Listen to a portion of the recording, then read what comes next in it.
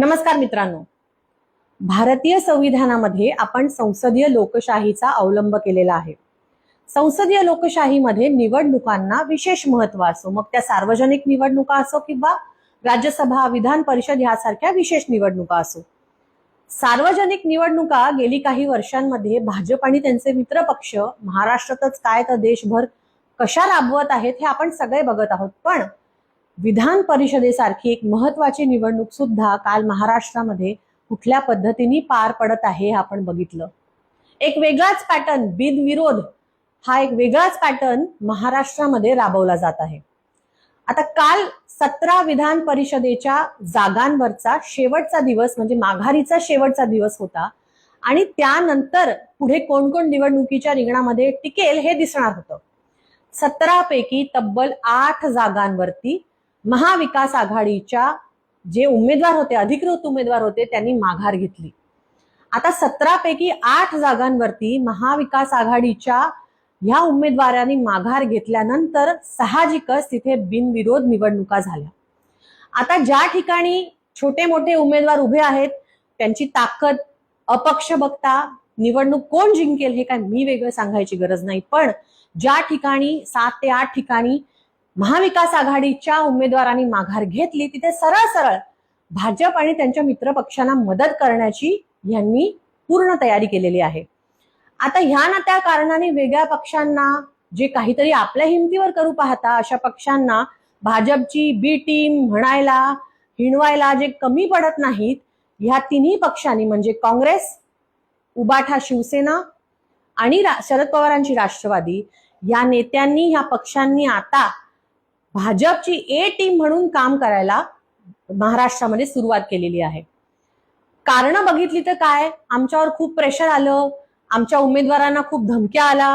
आता भाजपचं पॅटर्न काय हे सर्वश्रुत आहे, त्यामुळे असे सक्षम कार्यकर्ते आणि उमेदवार आणि नेते तुमच्याकडे या 8ही मतदारसंघामध्ये नव्हते का की जे टिकून राहतील?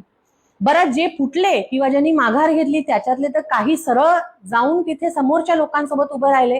म्हणजे ह्या नेत्यांना, ह्या मवियाच्या नेत्यांना, त्यांच्या पक्षश्रेष्ठींना याची जराही भनक नव्हती का? लोकांच्या डोळ्यामध्ये धूळ फेक आता बंद करा। सरळ सरळ तुम्ही भाजपला मदत करत आहात हे कबूल करा आणि महाराष्ट्राची जनता आता डोळसपणे हे सगळं बघत आहे आणि येणाऱ्या निवडणुकांमध्ये या महाविकास आघाडीच्या तिन्ही घटक पक्षांना ह्याचा धडा शिकवल्याशिवाय महाराष्ट्राची जनता शांत बसणार नाही। ज्या ज्या ठिकाणी यांनी आपले उमेदवार दिले आणि त्या उमेदवारांनी माघार घेतली त्या त्या ठिकाणी सरळ सरळ भाजप आणि त्यांच्या मित्र पक्षाला मदत करण्याचं काम केलेलं आहे।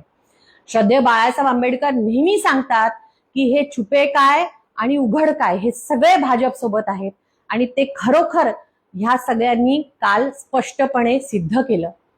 7 ते 8 जागा बिनविरोध किंवा त्या जिथे माघार होणं ही किती महाराष्ट्रासाठी मोठी शोकांतिका आहे हे लक्षात घ्या।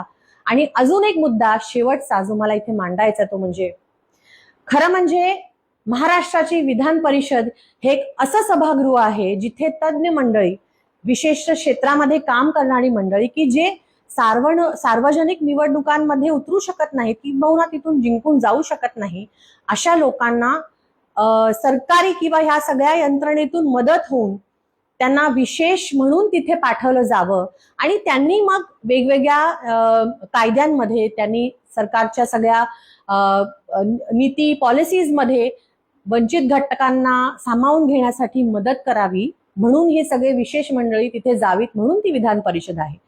काल बिनविरोध निवडून गेलेल्या मंडळींची जरा यादी घ्या आणि त्यांच्यापैकी असे विशेष कार्य करणारे तुम्हाला एकतरी सापडतात का हे मला जरूर सांगा।